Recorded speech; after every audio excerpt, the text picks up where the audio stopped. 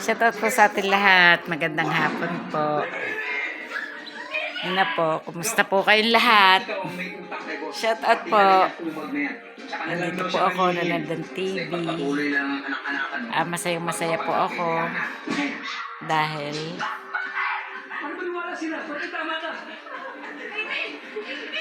ano po, kahapon po ay idinaas yung birthday ko ng aking mga apong nasa Maynila. At dapat po bukas, hindi po sila makakarating bukas dahil sila po ay may trabaho. Hindi na po sila pwedeng umabsent. Kahapon po ay sila ay nagparituhan lahat. At idinaas po nila dahil sila po daw ay hindi makakarating bukas sa Martes. Kaya ako po'y masayang masaya talaga pong ako'y pinag-ukulan ng aking mga apo ng panahon at gastos. Sila po lahat ang gumastos ng lahat ng kanilang inihanda.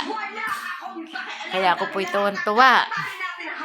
Sobrang tuwan-tuwa po ako. At bukas pa po sa sa August 22 po ang mismo kong birthday. Pero sabi po ng aking apo, wag po kayo inay mag-alaala. Ang tawag po nila sa akin ay inay. Wag po kayong mag-alaala at kayo ay bibigyan ko ng panghanda. Basta maghahanda ulit kayo para sa inyong birthday. Kaya ako po ay tuwan-tuwa.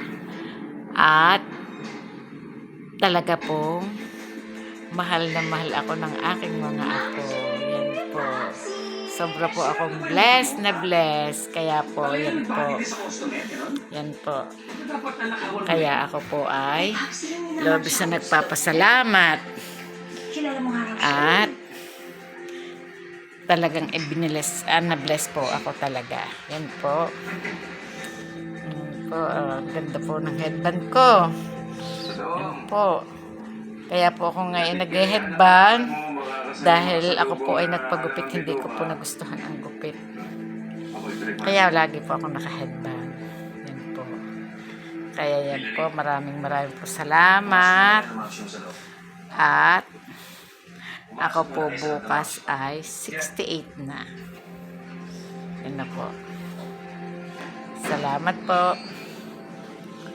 God bless you po. Maraming po salamat. Yan po. Thank you po.